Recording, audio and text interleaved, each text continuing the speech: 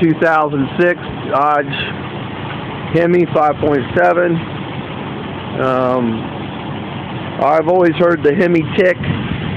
Even when I went and test drove all the new cars, I asked them about the Hemi Tick.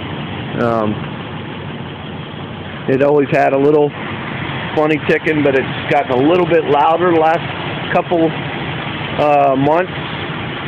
It's got 112,000 on it, so it's 06.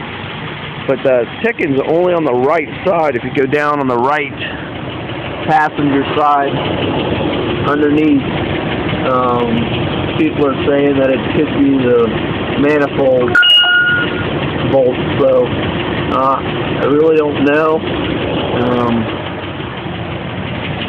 I'm going to explore it today and check it out. I'm actually going to change the spark plugs. I haven't changed them since it's been new.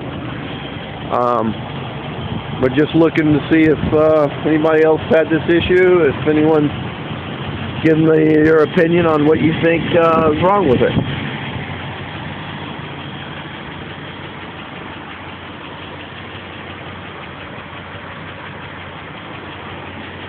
And this noise is hot, cold, whenever. It's just whenever it's on. You just